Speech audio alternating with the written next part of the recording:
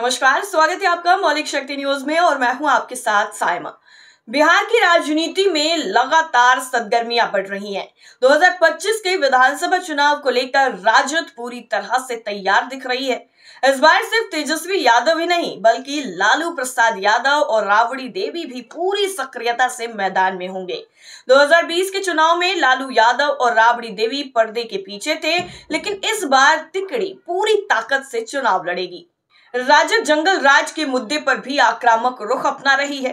राबड़ी देवी ने विधानसभा में नीतीश कुमार पर जमकर हमला बोला है। उन्होंने लालू यादव पर लगे आरोपों को भी सिरे से खारिज कर दिया है। साथ ही केंद्रीय सरकार पर बिहार के साथ ही भेदभाव का आरोप लगाया है।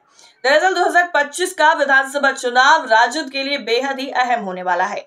पार्टी इसे लालू राबड़ी के अनुभव और तेजस्वी यादव के जोश के मिश्रण से लड़ने की तैयारी में है। 2020 के चुनाव में तेजस्वी यादव के नेतृत्व में राजद सबसे बड़ी पार्टी बनकर उभरी थी। इस बार लालू यादव और राबड़ी देवी की सक्रियता से पार्टी को और मजबूती मिलने की उम्मीद है। दरअसल राबड़ी देवी पहले ही विधानसभा में अपने तेवर दिखा चुकी हैं। उनका आक्रामक रुख बताता है कि राजद इस बार कोई कसर नहीं छोड़ना चाहती। राबड़ी देवी ने जंगल राज के मुद्दे पर भी खुलकर बात की है।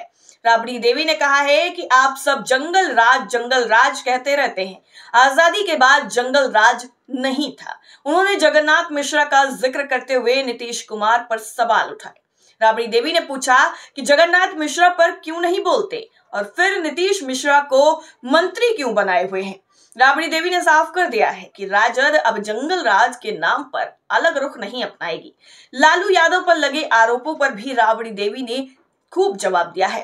राबड़ी देवी ने कहा है कि सीबीआई, ईडी, इनकम टैक्स वालों से डर कर भागने वाले नहीं हैं। ये लोग हम लोगों की आज तक चोरी नहीं पकड़ पाया है।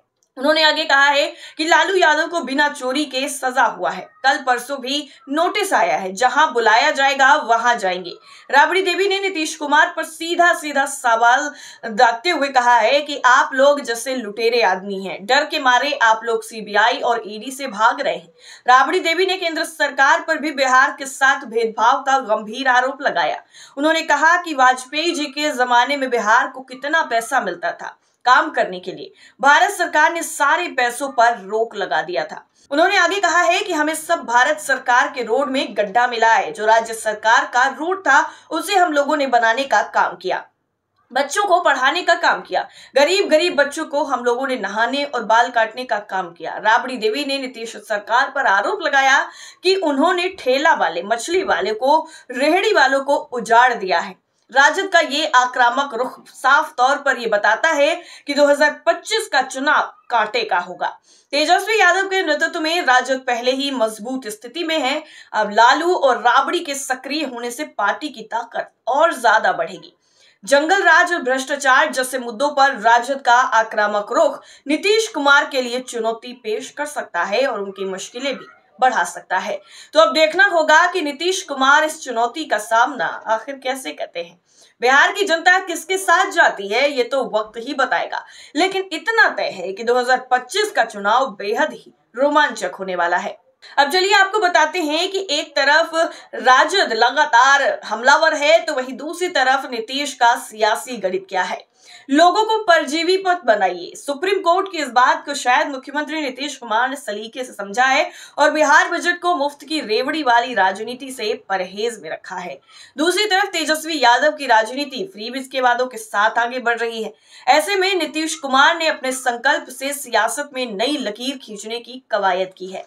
हालांकि अभी बिहार विधानसभा चुनाव की घोषणा में देरी है और इस दौरान उनकी तरफ से कई लोक लुभावन घोषणाएं की जा सकती हैं, लेकिन बजट में ऐसा कुछ भी नहीं दिखा जो मुफ्त की रेवड़ी वाली राजनीति का इशारा करती हो।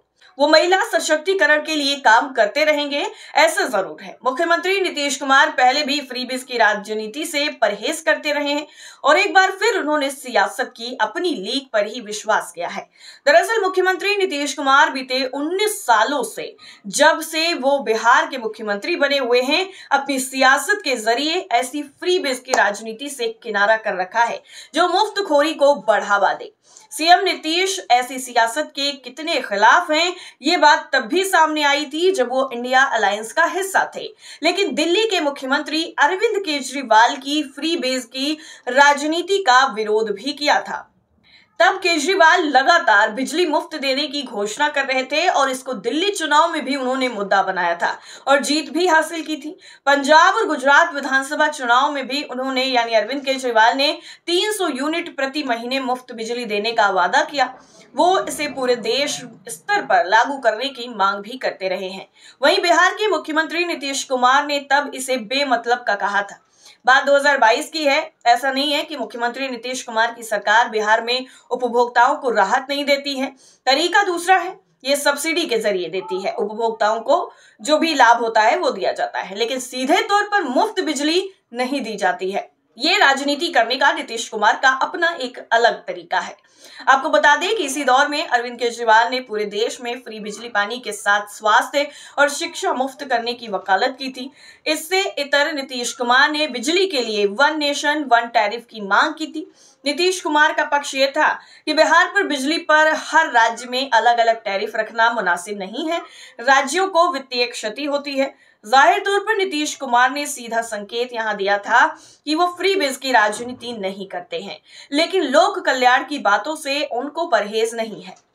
आज दिल्ली, पंजाब, महाराष्ट्र, मध्य प्रदेश, झारखंड, तेलंगाना, कर्नाटक और हिमाचल प्रदेश जैसे राज्य में मुफ्त की योजनाओं के आश्रय सरकार बनी है।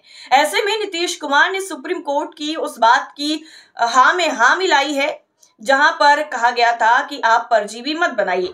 दरअसल विभिन्न मुफ्त की रेवड़ियों पर सुप्रीम कोर्ट में दायर की गई याचिकाओं पर सर्वोच्च अदालत ने टिप्पणी की थी और कहा था कि लोगों को परजीवी मत बनाइए। बीते 12 फरवरी को जस्टिस BR गवई ने कहा था कि दुर्भाग्य की बात है कि मुफ्त में मिलने वाली चीजों के कारण लोग काम करने से बचने लगे हैं। उन्हें मुफ्त में राशन मिल रहा है, उन्हें बिना कुछ काम किए ही पैसे मिल रहे हैं। राष्ट्र के विकास में योगदान देकर उन्हें मुख्यधारा के समाज का हिस्सा बनाने की बजाय क्या हम परजीवियों का एक वर्ग नहीं बना रहे हैं? दुर्भाग्य से इन मुफ्त सुविधाओं की वजह से जो चुनाव के ठीक पहले घोषित की जाती हैं, कोई लाडली बहना, कोई दूसरी योजना, इस वजह से लोग काम करने को तैयार नहीं है। उन्हें मुफ्त राशन मिल रहा है, उन्हें बिना काम किए ही कुछ राशि मिल रही है।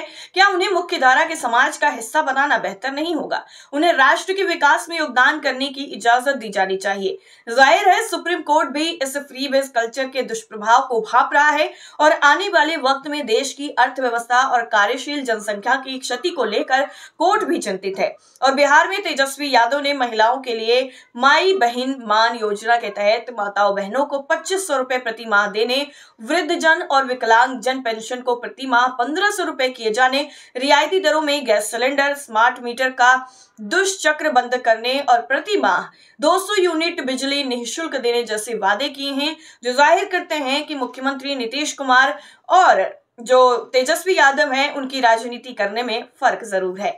हालांकि अब जनता किस पर भरोसा करेगी ये तो वक्त ही बताएगा। फिलहाल के लिए इतना ही। बाकी खबरों के लिए जुड़े रहिए मौलिक शक्ति न्यूज के साथ। तब तक के लिए नमस्कार।